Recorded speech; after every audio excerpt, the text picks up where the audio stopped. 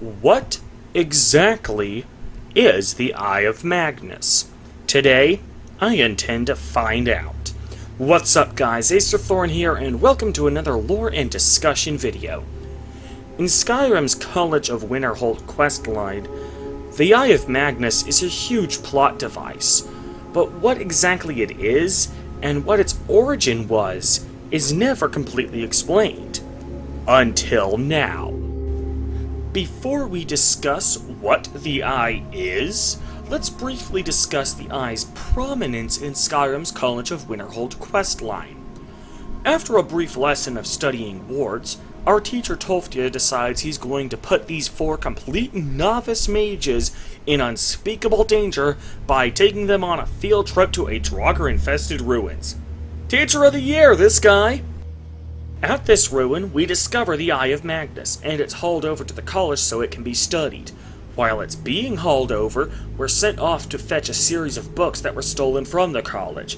One of them, the Night of Tears, explains how Sarthal, the original capital of Skyrim, was the home of a powerful artifact, which we of course now know to be the Eye of Magnus, and that the Snow Elves initiated the war that eventually drove them to enslavement with the Dwemer because they wanted that power for themselves. And rather than simply, I don't know, purchase the Eye from the Nordic king, they decided, meh, they're just Nords, they aren't people, let's just walk in there and take it like we take eggs from our own chicken coops. The Eye proves to be extremely powerful, just as the book predicts. So powerful, in fact, that it turns out that the only thing that can control the Eye is a powerful artifact known as the Staff of Magnus. When we get back, Unkano is stimulating the Eye of Magnus in an attempt to absorb its infinite magical pool for himself, so he can become a demigod and conquer all of Tamriel, if not all of Mundus, single-handedly. Of course, we now have the only artifact capable of tempering the Eye's powers, so we use it on the Eye and train Unkano's invincibility and then kill him. The Psijic Order then comes along and takes the Eye away, saying it's too powerful for the mortal world. So all we're explicitly told in-game about the Eye is that it's uber powerful. What exactly it is and what exactly it was doing in the Sarthal ruins is left entirely ambiguous. Before we discuss what is the Eye of Magnus, let's first talk about what is Magnus. Fortunately, that origin is far less mysterious than the Eye itself. Put in simplest terms, Magnus is the god of magic. Look up at the night sky in Tamriel. The stars you see are not balls of gas burning billions of miles away, nor are they fireflies that got stuck up in that big bluish-black thing. They are actually holes in the ceiling of the mortal world, through which magical energy pours into the mortal world like a spaghetti strainer. This magical energy is said to be bestowed onto us by the god Magnus.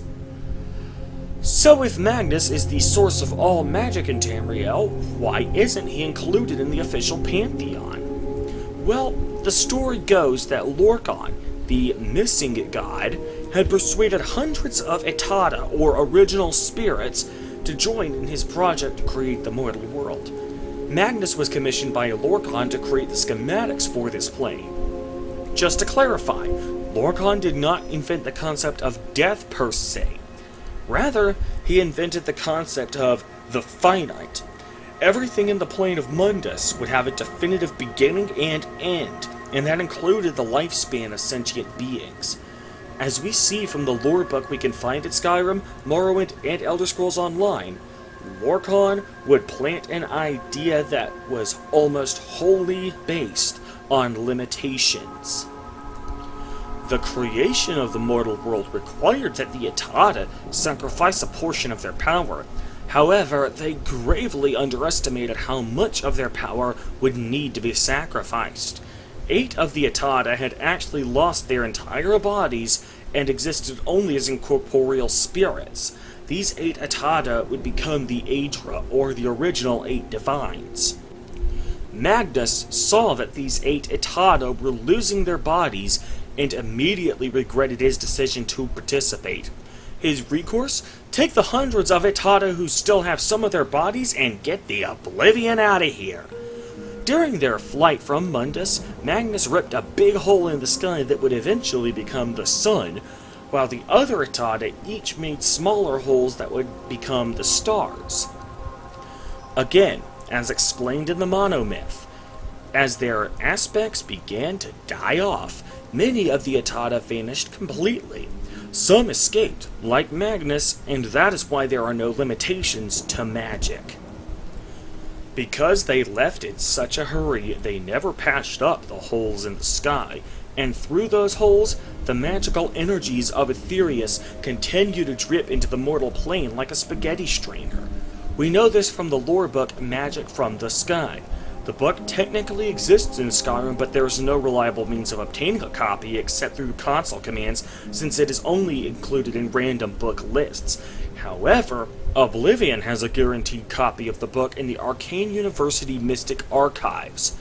As this book explains, the stars are our links to the plane of Aetherius, the source of all magical power, and therefore light from the stars is the most potent and exalted of all magical powers.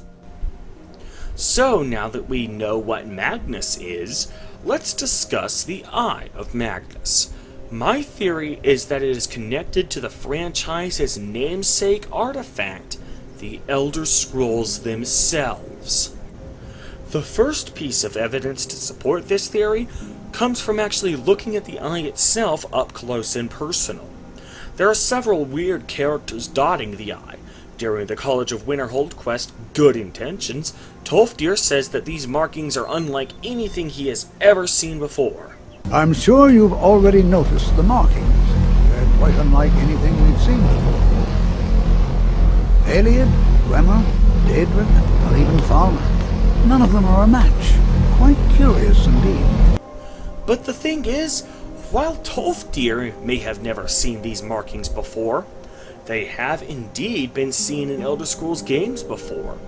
There are 2 artifacts in the Elder Scrolls games that also bear these characters. The Elder Council Amulet, which is 100% man-made, and so the Elder Council can have whatever they want carved onto it, and the Elder Scrolls themselves.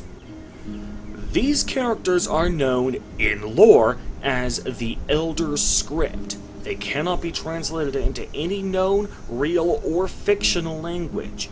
In fact, according to a moth priestess in Elder Scrolls Online, they aren't meant to be translatable, since when a moth priest reads them, they take the shape of whatever language is most familiar to the reader.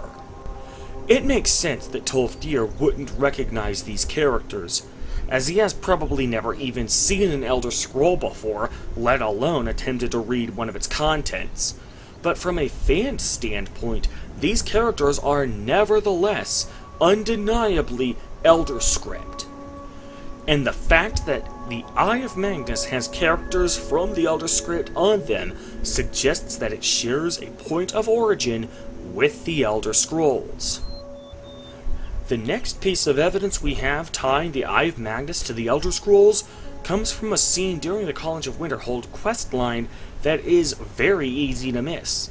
This conversation has a random chance of happening after you complete the College of Winterhold questline if Finis Gestor is inside the Hall of the Elements with at least one other college instructor. So the fact that most of us will stop interacting with the college after completing its questline means that most of us will never see this conversation in our own playthrough. But here it is for your convenience, so you don't have to go and find it yourself. It has been proposed that the object is in fact the entirety of Arbis in one physical space. This would of course mean that Tamriel, indeed all of Mundus, is actually contained within the sphere. It further suggests that we are somehow then outside our own existence while looking in at it. While the idea seems dubious at best, it has not at present been entirely ruled out. So if the Eye essentially means that the characters are living outside their own existence, that gives the Eye another similarity to the Elder Scrolls. The Elder Scrolls are also said to be outside the realm of existence, as explained by the Arcanium's keeper, Urag Groshub. The scrolls exist here, with us, but also beyond and beneath. before and after. After you complete the College of Winterhold questline, Tolfdir will provide you with endless repeating quests where the residual effect of the Eye of Magnus has caused magical anomalies, basically rips in the fabric of space and time. Likewise, the Elder Scrolls are known to cause rips in the fabric of space and time when they are used, as the use of the Elder Scrolls to banish Alduin to the future caused a time wound to appear at the location of the scroll's use. Next, we have a similarity that seems more fourth wall breaking than in-universe. When the Eye is brought over to the college for study, the people of the college start calling it the Eye of Magnus somewhat arbitrarily. We know this because Korarnir, the agent of the Psijic Order who visits you in the college, says as much. This object, the Eye of Magnus, as your people have taken to calling it. You know what else was named somewhat arbitrarily? The Elder Scrolls. During development of the first game in the franchise, Arena, development gradually shifted away from it being a tournament fighting game and slowly into an RPG. To make it sound like an RPG, a developer named Vijay pulled the name The Elder Scrolls completely out of his butt because it sounded sort of fantasy-ish. A link to this interview will be included in the description of this video. Okay, so we can clearly deduce that the Eye of Magnus is linked in some capacity to the Elder Scrolls. But just what is the link? Of course, despite the fact that the name The Eye of Magnus was a rather arbitrary name, we know it bears at least some connection to Magnus, since his namesake staff, which we know for a fact was created by Magnus, is the only thing that can tame it when it starts getting out of control. This suggests that the Eye of Magnus and the Staff of Magnus share a point of origin, and since we already know for a fact that the Staff of Magnus was created by Magnus, that means that the Eye was created by him as well. Okay, so we know who created it, but for what purpose did Magnus create it? Well, I have a theory. Believe it or not, the Eye of Magnus associated with the College of Winterhold questline is not the only Eye of Magnus in the game. Ta-da! I present to you Tower Mizark. You go in here in the main quest line in order to retrieve an Elder Scroll so you can travel back to the point of Alduin's original defeat. But notice this giant dome in the center of this room. This is basically a green and brown Eye of Magnus, isn't it? The design is almost identical. The similarities between this dome and the Eye of Magnus don't end with just their appearance. When you are operating the Dwemer mechanism in order to release the Elder Scroll, the dome on the floor has this animation. Look closely at this animation. It looks almost exactly like the Eye of Magnus when it's being stimulated by Uncano and or the Staff of Magnus during the climax of the College of Winterhold's quest line. So it definitely appears as though this mechanism inside Tower Mizark is basically a dwarven version of the Eye of Magnus. So if we can deduce what this dwarven mechanism does, then we can reasonably assume that the Eye of Magnus performs a similar function. Fortunately, we're in luck, as the game comes right out and tells us point blank what this machine does. As anyone who is even modestly well read in Elder Scrolls lore knows, reading the Elder Scrolls themselves leads to eventual or even instantaneous blindness. Even if you're just playing through the games casually, you should already know this, as the Oblivion Thieves Guild questline, as well as Skyrim's Dawnguard questline, both feature people who are blind from their reading of the scrolls. However, according to Septimus Cygnus, this machine was used by the dwarves to extract knowledge from the Elder Scrolls and download them onto a thumb drive known in universe as a lexicon, so they can read the knowledge from the scroll without sacrificing their sight. Lucky then they left behind their own way of reading the Elder Scrolls. In the depths of Black Reach, one yet lies. Have you heard of Black Reach? Cast upon where Drimmer City slept, the yearning spire hidden learnings kept. Under deep, below the dark, the hidden keep, Tower Mazark.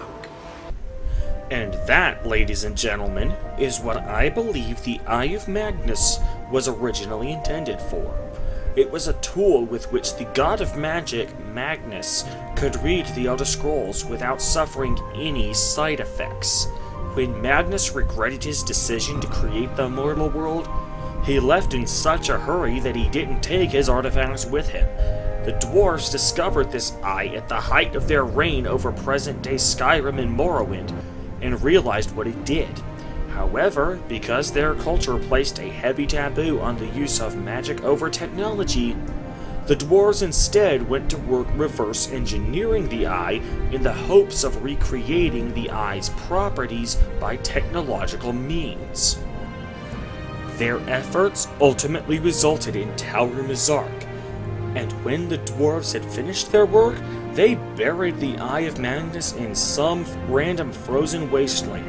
Where exactly? Who cares? It's magic. Just get it out of our sight.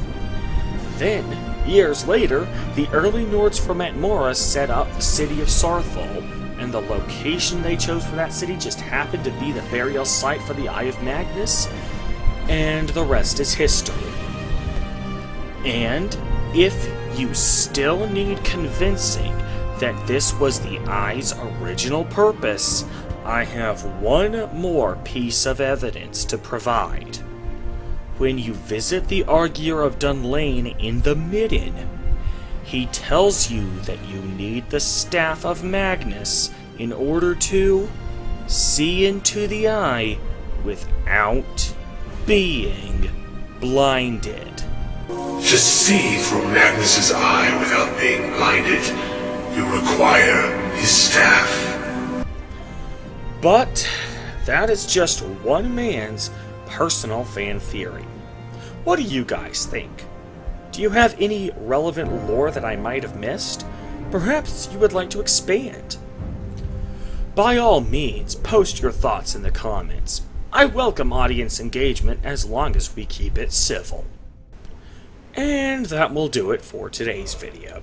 If you guys enjoyed this analysis, be sure to link this video and share it with your friends. Also, check out some of my Let's Plays, where I take a more lighthearted approach to these games and just have a good time. Last but not least, don't forget to subscribe for more in-depth story analysis. In the meantime, however, I am Acer Thorn, and I will see you guys later.